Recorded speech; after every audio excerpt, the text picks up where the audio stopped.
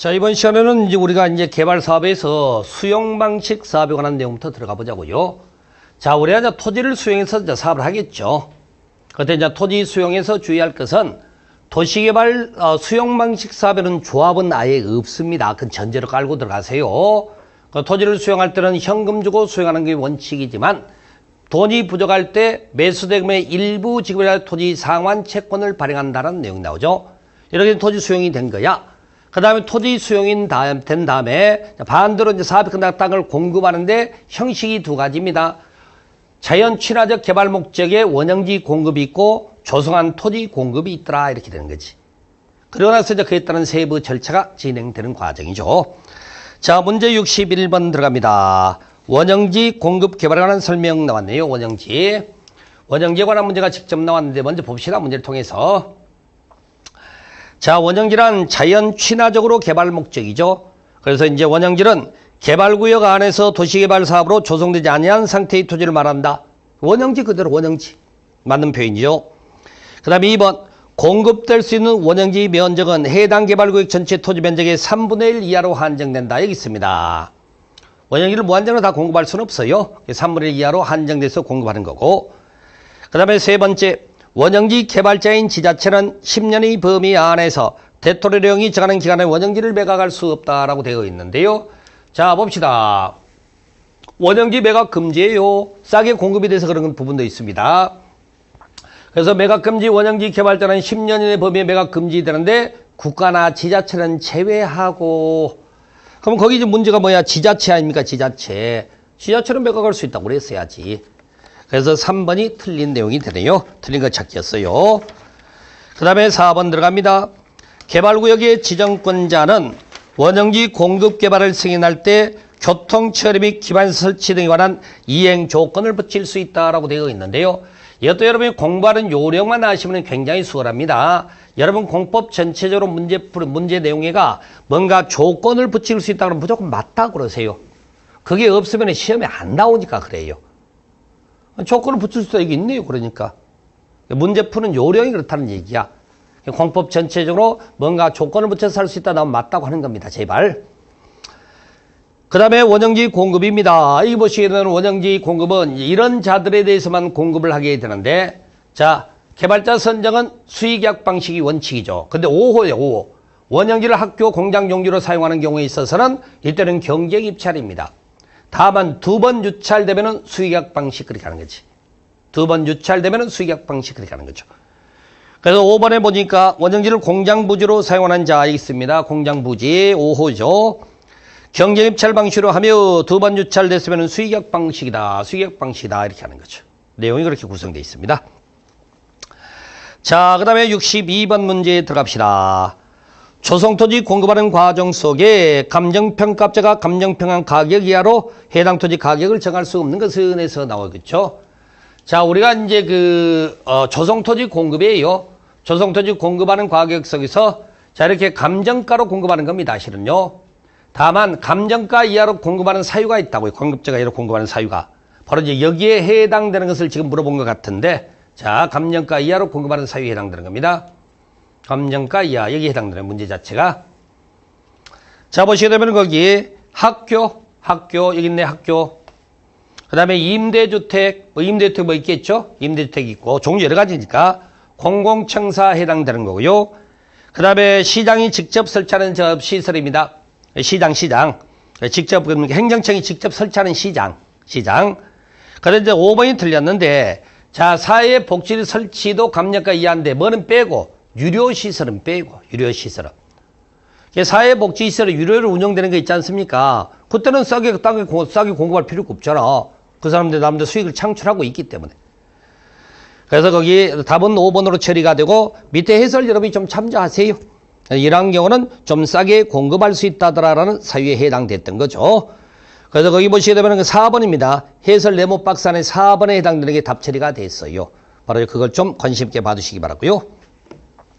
그 다음에 63번 문제는 우리가 이제 토지 상환 채권하고 저 뒤에는 개발 채권을 묶어서 시험을 좀 물어봤네요. 근데 같이 앞에서 써놨는데 제가 도시개발조합은 도시계획시설 사업에 필요한 자금을 조달하기 위하여 도시개발 채권을 발행할 수 있다라고 되어 있는데 일단은 조합이란 말 자체 틀렸어.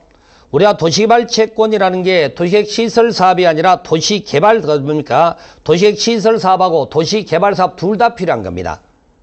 그래서 개발 채권을 발행할 수 있는데 그러다 보니까 조합이 발행하는 게 아니고 지자체장, 특히 시도지사가 발행해요. 그래서 1번 틀렸습니다. 2번입니다. 토지 상환 채권은 직권의 목적으로 할 수 없다라고 되어 있는데 우리가 토지 상환 채권을 배우시게 되면은요. 자, 토지나 건축물로 되돌려주겠다. 그런 의미에서 토지 상환 채권이 등장을 하게 되긴 합니다만은 여기 보니까 질권으로 목적 삼을 수가 있다고. 질권 목적으로 삼을 수가 있습니다. 자, 그래서 2번 틀렸고, 그 다음에 3번 도시개발 채권은 저 뒤에 있습니다만은 기명 또는 무기명으로 발행하게 되어 있습니다. 무기명으로 발행할 수 없다가 아니라. 그래서 기명 또는 무기명 발행이 인정됩니다. 그래서 3번 틀렸고요. 4번 들어갑니다. 시도지사 아까 말씀드렸죠? 도시개발 조합이 아니라 지자체장 시도지사가 발행 주체가 되는 거지. 도시개발 채권을 발행하는 경우에 상환 방법 절차에 관해서는 행자부 장관의 승인을 얻어야 한다. 맞는 거죠? 자, 원래 이 지방재정의 총책임자가 중앙부서장이 행자부 장관이거든요. 그래서 이 4번은 맞고요.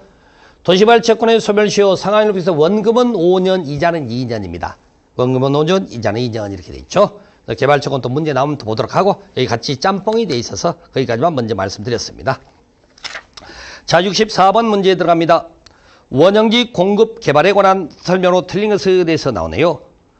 자, 원형지에 관한 문제가 자꾸 지금 반복적으로 좀 출제가 되고 있는데 보니까 원형지를 공장부지로 직접 사용하는 자는 개발자가 될 수 있다. 맞네요. 원형지를 공장부지로 사용할 수 있는 자 원형지 공급받을 수 있으니까. 원형지는 개발구역 전체 토지 면적의 3분의 1이었죠? 3분의 1 이내로 한정된다. 원형지 공급 승인 신청자는 원형지 사용 조건에 관한 서류가 첨부되어야 한다. 뭔가 이행 조건을 붙일 수 있는 거니까. 그래서 이제 원형지 승인 신청서에 아래와 관한 내용이 포함이 된다고 말이겠죠? 원형 공급 승인 신청서에다가. 그래서 원형지 사용 조건에 관한 것, 여기인데 4번. 원형지 사용 조건에 관한 것이 여기 포함이 된다더라라고 하는 거지. 이런 건 제발요 다시 한번 강조 말씀드리지만은 서류와 관계되는 내용 나오면 그냥 맞았다고 하세요. 우리가 이걸 일일이 다 확인 못하는 바에야 말로 하는 게 아니니까 맞으려니 하는 것도 좋습니다. 시험 공부는 좀 그렇게도 합시다. 필요에 따라서는. 그 다음에 네 번째 원형지 공급 가격은 개발계획에 반영된 원형지 감정 가격으로 한다라고 되어 있는데 이 가격이 좀 문제가 됐던 거예요. 여러분들 가격만 한번 모아서 한번 봐볼래요? 가격이 여기 있습니다. 자, 저 수용방식 가격 결정에서 사업방식의 수용방식 사업에서 원형지 공급 가격은요. 원형지 감정가에 기반시설의 공사비를 더한 금액이에요. 그래서 거기 보시면은 원형지 감정 가격이란 말만으로는 틀렸다 그 말인 거지. 기반시설 공사비를 더해야 되기 때문에. 4번이 틀렸고요. 그 다음에 5번입니다. 지자체가 원형지 개발자라면 공사 완료 공업부터 5년이 경과되기 전에도 원형지를 매각할 수 있다. 맞는 얘기죠? 자, 이거 한번 봐봅시다. 우리가 이제 원형지 공급받은 자들 싸게 공급이 이루어졌기 때문에 일정한 전매 제한 기간에 적용을 받게 되는 거죠. 근데 그 기간이 공사 완료 공고일로부터는 5년, 공급 계약으로 10년이 지나면 팔아먹을 수 있어. 그전에 못 팔아먹는다는 얘기야. 다만 이 둘 중에 먼저 도래한 기간이야. 선도래 기간은 팔아먹을 수 있다는 거죠. 그런데 국가나 지자체는 아니라며. 국가나 지자체는 5년 필요 없어요. 그냥 팔아먹을 수 있어. 국가나 지자체는. 바로 그래서 거기에 이제 5번도 맞는 내용이 됐고, 앞쪽에도 아까 지자체 미리 팔아먹는다 말 나온 적이 있었지 않습니까? 바로 거기에 해당되는 거죠.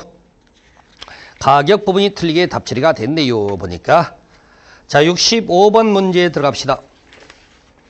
수용 방식에 대한 개발 사업 시행에 관한 설명을 옳은 것 찾기입니다. 지자체가 시행자일 때 토지 상환 채권을 발행할 수 없다라고 되어 있는데, 자, 여러분들 도시개발 사업에서는 시행자 종류 따지는 것 아닙니다. 모든 시행자가 할 수 있다고. 모든 시행자가. 묻는 포인트가 뭐죠? 여기 보세요. 토지를 수용할 때 모든 시행자가 수용하되 민간 시행자 동의 얻어라가 포인트. 토지 상환 채권 누구라도 발행할 수 있지만 민간 시행자 지급 보증 받아라가 포인트예요. 그럼 지자체 상환 채권 발행할 수 있다 맞고요.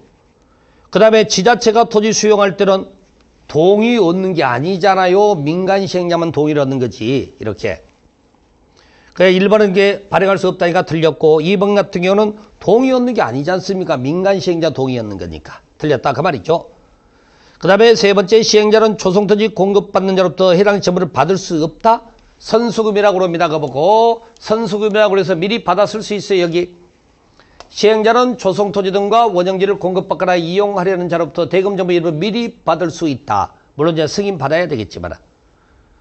그 다음에 네 번째입니다. 시행자는 학교를 설치하기 위한 조성토지를 공급하는 경우에 해당 토지 가격을 감정평가자 감정가격 이하로 정할 수 있다. 맞는 얘기죠? 우리 학교 용지 등에 대해서는 우리가 조성토지 공급하는 과정 속에서 여기 보세요. 여기 보세요. 자 이렇게 조성토지 수용한 조성토지 공급가 감정가격이지만 감정가 이하로 정할 수 있다. 학교 용지. 4번은 맞고요. 그 다음에 원형지 공급 개발 면적 나왔네. 앞에서 저렇게 나왔잖아요. 원형지 공급 면적 언제 얼마 전체 면적 대비 3분의 1. 3분의 1. 그래서 4번이 맞고 5번이 틀렸습니다. 답은 4번이 답으로 처리되는 거죠. 자, 66번 문제에 들어갑니다. 조성토지 공급 등에 관한 설명으로 옳은 것 찾기. 작년 시험 문제죠. 작년에 시험 문제들이 행정심판 지금 청구돼 있죠. 이거 좀 골아픈 문제가 됐던 건데 지정원자가 아닌 시행자가 자 여기 가겠습니다. 지정원자 아닌 시행자가 조성토지를 공급하기 위해서는 조성토지 공급 계획을 작성하여 승인을 받아야 한다라고 됐던 거죠. 이렇게 시행자가 조성토지 공급 계획을 작성해서 공급 작성해 가지고 제출하게 돼 있죠. 지정원자에게 조성토지를 공급하고자 할 때 주택법에 따른 공공택지 공급은 추천 방법을 분양할 수 없다라고 되어 있네요. 추천 방식으로 분양할 수 없다. 아, 저기 1번 틀렸어. 지금 순간 착각했어. 저기 여기 저도 그 착각하듯 여러분도 착각할 수 있어요. 승인받는다는 규정이 없어. 여기 보세요. 여기 지금 시행자가 조성토지 공급 계획을 작성해서 지정원자에게 제출만 하면 되는 거야. 승인을 받는 개념이 아닙니다. 승인받는 개념 아니었어요. 착각하시면 안 됩니다. 1번 틀렸고 2번 들어갑니다. 2번을 보니까 공공택지 공급은 추천 방법으로 분양할 수 없다라고 되어 있는데 우리가 지금 조성토지 공급 방식이 원칙은 경쟁 입찰입니다. 근데 수의계약 방식이 있고 추천 방식이 있다는 거야. 근데 보세요. 이게 수의계약 방식이야. 여러분 다 외우실 자신 있으면 마음껏 외워보세요. 근데 오히려 이게 추천 방식이고 수의계약, 수의계약 방식이고 추천 방식이 4개밖에 없어. 4개밖에. 이게 더 쉽지 않겠습니까? 그럼 4개 외우시면 되는 거 아니에요. 4개 외우시면은. 그래서 공공택지 나왔네. 공공택지 추천 방식 가능하지 않습니까? 근데 분양할 수 없다니까 틀렸다. 그 말인 거지. 그 다음에 3번 조성토지 가격평가는 감정평가업자가 평가한 금액을 산술평균한 금액으로 한다는데 이게 구조문을 써버렸어요. 시험에. 여러분 해설 보세요. 해설 보시면 해설 3번에 쓰여 있는데 저 해설 제일 마지막에 3번이 들어갔는데 지금 현행 조문은 어떻게 바뀌었냐면은 조성토지 등의 가격평가는 감정가격으로 한다가 현행법이야. 근데 지금 여러분이 보는 3번의 본 지문은 개정 전이죠. 그러니까 개정 전에 규정됐던 조문입니다. 근데 법이 지금 보니까 2012년에 개정이 됐는데 구조문을 시험에다 써버린 거예요. 그러다 보니까 이제 조문이 좀 출제가 잘못된 게 아니냐. 그래서 이 시청을 했는데 지금 어떻게 보면 결과가 나올지는 잘 모르겠습니다. 그래서 지금 그 표현 자체가 과연 예전 표현과 지금의 표현의 의미가 같은 건지 다른 건지가 좀 쟁점이 좀 되고 있더라고요. 그래서 뭐 제가 여기서 제가 결정 문제는 아니기 때문에 그렇게 단정 지을 건 아닌 것 같고 일단은 조금은 시험 출제 오류는 분명히 있었다라고 판단해 볼 수는 있다는 얘기입니다. 뭐 결과가 어떻게 나올지는 모르겠습니다만은. 그래서 일단 3번으로 답은 처리가 됐으나 정확한 표현은 아니었다고 다시 한번 말씀드려요. 그 다음에 4번입니다. 공공청사 용지. 공공청사 용지입니다. 공공청사 용지. 수의계약으로 할 수 없다죠. 여기네, 여기. 여기 공공청사 용지 등 일반에게 분양할 수 없는 공공용지는 수의계약 방식으로 해야 될 거 아닙니까? 아, 공공청사를 여러분이 살 수 있어요? 공공기관에서만 사는 거지. 수의계약 방식 할 수밖에 없는 거죠. 할 수 없다니까 틀렸고. 그 다음에 토지 상환 채권 수의계약 방법을 할 수 없다. 토지 상환 채권 같은 게 수의계약 방식 아닙니까? 돈 주고 땅 뺏어야 돼. 돈을 덜 준 사람이 있었어. 그럼 그 사람에 대해서는 나중에 토지 주겠다. 그럼 계약을 맺어야 될 거 아니야. 그러면 상식적으로 보더라도 이건 수익약 방식이 해당된다라고 봐야죠. 그래서 답은 3번으로 답이 처리가 됐는데 적절한 시험은 아니었다. 그렇게 말씀드리고요. 자, 그 다음에 지금부터는 이제 수용 방식도 꾸준하게 시험에 나와요. 한 문제꼴로 예상하시면 좋아. 그 다음에 지금부터는 이제 환지 방식 들어갑니다. 환지 방식이 보통 한 2문제 정도 예상하면 좋은데, 최근에는 이제 한 문제씩 나오고, 그전에 한 2문제 나온 적이 있네요, 보니까. 자, 한번 봐봅시다. 어떻게 되는지. 자, 67번 문제에 들어갑니다.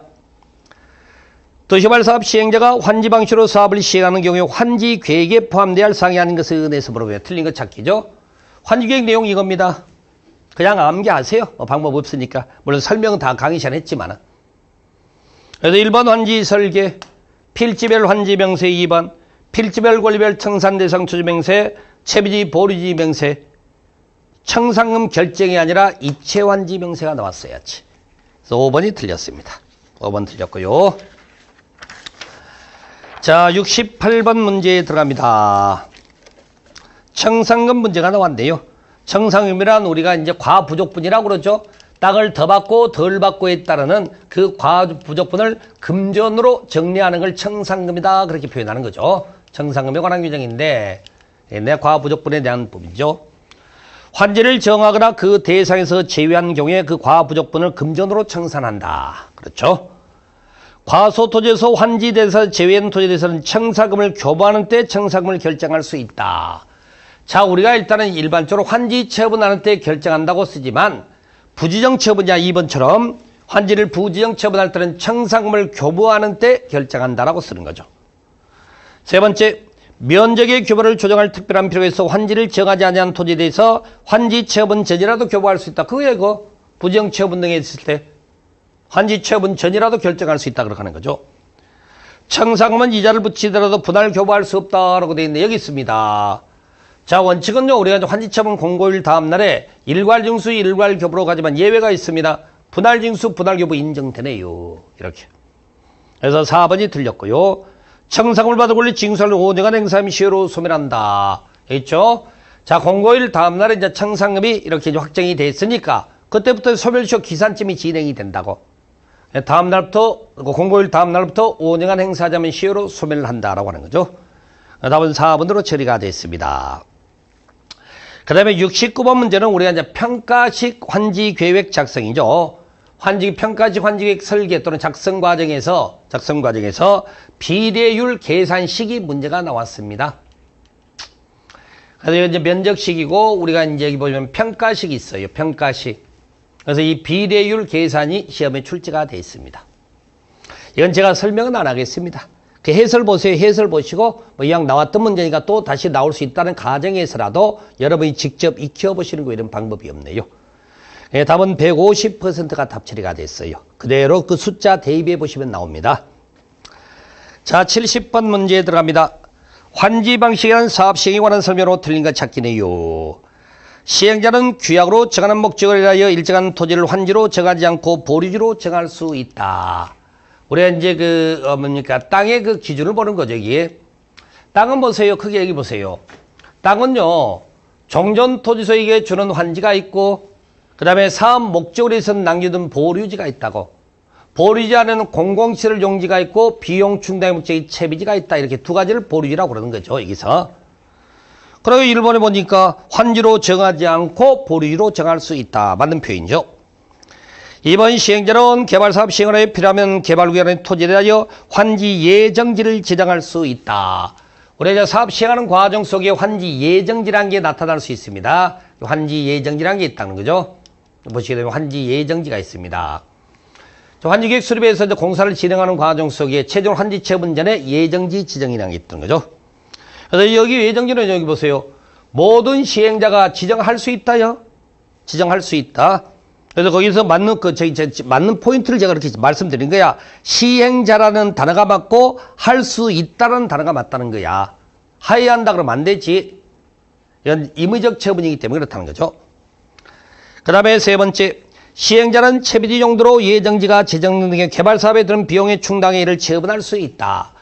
원래 이 채비지는요, 사용 수익 권능만이 부여되고 처분 권능이 인정되지 않는 땅입니다. 그런데 채비지 예정지에 대해서는 사용 수익뿐만 아니라 뭣도 인정된다? 처분도 허용이 된다고.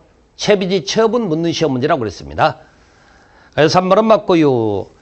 그 다음에 군수는 주택법에 따르는 공동주택 건설을 촉진하기 위해 필요한 인정하면 채비지 일부를 같은 지역의 집단으로 정하게 할 수 있다. 맞습니다. 나중에 우리가 주택법의 표현이 나와요. 그래서 채비지가 흩어져 있게 되면은요, 대규모의 주택 건설이 좀 어렵죠? 그래서 사전에 하나의 단지로 정해 주어라. 그렇게 할 수가 있다는 거죠. 자, 그렇게 되어 있고, 채비지는 환지계획서 정한 자가 공고된 날의 다음 날에 공고된 날에 소유권을 취득한다. 말이 안 되는 거죠. 자, 여러분들 환지처분의 효과에서 나오는 표현인데 아실 텐데요. 자, 항상 권리가 새로이 부여되는 것은 다음 날, 사라지는 것들은 공고일. 채비지는 시행자에게 넘어가는 거 맞죠? 여기 봅시다. 언제 넘어가? 다음 날에. 다음 날에 시행자에게 넘어간다고 그래야 될 거 아닙니까? 공고일이 아니라. 그러니까 우리가 환지처분 권리 귀속에 관한 것은 공고일이냐 다음 날이냐, 환지로 따라갈 거냐 남겨둘 거냐, 이 포인트를 가지고 시험을 본다고 했던 거 아닙니까? 바로 그걸 지금 보여드린 거죠. 자, 그 다음에 71번 문제 들어갑니다. 환지방식 사업 시행에 관한 설명으로 옳은 것 찾기입니다. 사업 시행자가 환지 계획을 작성한 때에는 특별자치도지사, 시도지사의 인가를 받아야 한다. 틀린 줄 아시죠?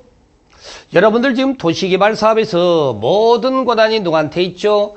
지정권자에게 있는데 유일하게 아닌 게 하나 있죠. 뭐가 있어요? 환지계획 인가. 누구? 시장군수 구청장. 환지계획 인가만 시장군수 구청장이라면서요. 시도지사가 왜 나옵니까? 시도지사는 지정권자인데.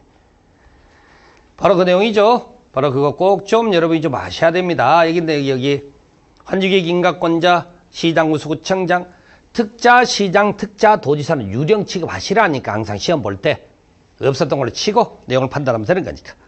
1번 틀렸습니다. 자, 2번 들어갑니다. 환지로 지정된 토지나 건축물을 금전으로 청산한 내용으로 환지계획을 변경하는 경우에 변경인가를 받아야 한다라고 되어 있습니다.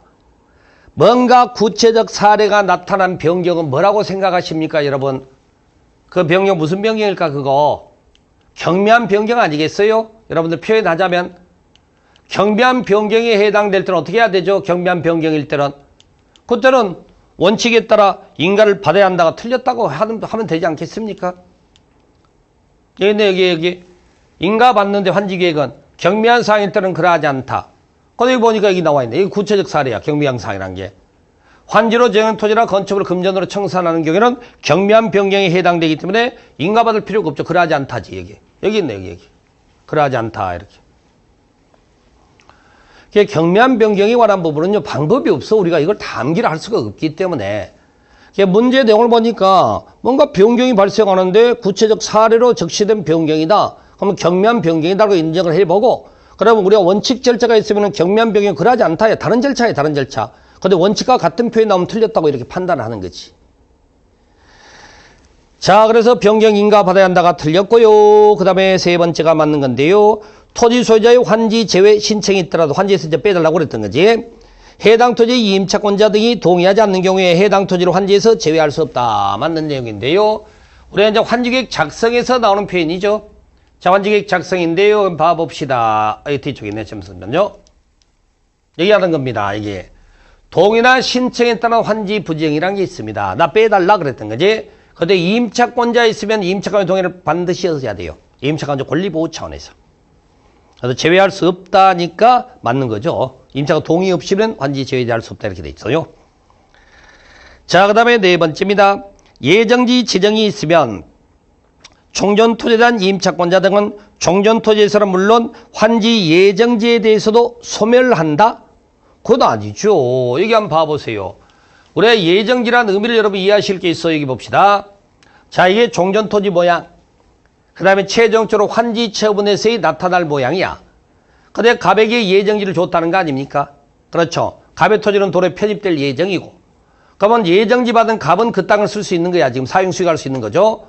그 대신에 갑은 종전토지 쓰면 된다 안 된다? 안 되지. 종전토지 쓰면 안 되지 그것은.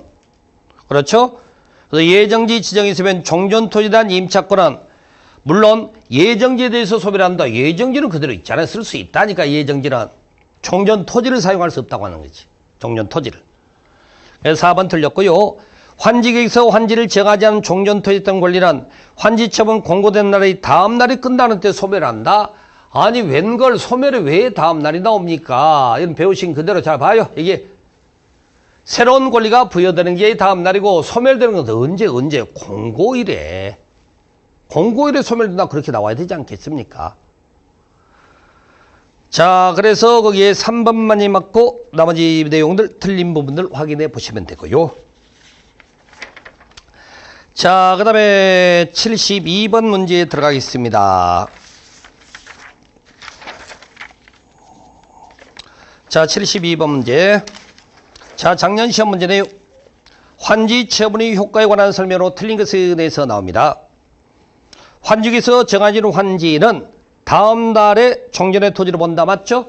다음 날에 이제 권리가 귀속되는 거니까 이게 환지는 환지 처분 공고일 다음 날에 종전의 토지로 본다. 이렇게 나가는 거죠. 두 번째, 환지 처분은 행정상 처분으로 종전 토지에 전속하는 것에 대해서는 영향을 미치지 않는다라고 돼 있어요. 영향을 미친다니까 틀렸다는 거지. 그래서 종전 토지에 미쳐 있는 것은 영향을 미치지 않는다 그렇게 표현하는 거죠. 남겨둔다 그 얘기 아닙니까? 그렇죠. 여기 행정상 재판상 전속 처분은 종전 토지에 남겨진다. 그렇죠. 미친다가 아니라 미치지 않는답니다. 자, 2번이 틀렸고요. 3번 들어갑니다. 개발구역의 토지에 대한 지역권은 개발사업 시행으로 행사할 이익이 없어진 경우에 공고된 날이 끝나는 때 소멸한다. 자, 원래 지역권도 종전토지에 남겨지는 거죠. 근데 행사할 실익이 없으면 소멸됩니다. 언제? 공고일에. 사라지는 거 공고일에. 그래서 거기 3번 맞고요. 보류지는 환지계획서 정한 자가 공고된 날의 다음 날에 소유권을 취득한다. 보류지에 환지계획서 정한 자에게 다음 날에 권리 귀속한다. 아시잖아요, 이거. 보류지 다음 날에 환지계획서 정한 자에게. 채비지는 시행자목, 보류지는 환지계획서 정한 자목, 다음 날에.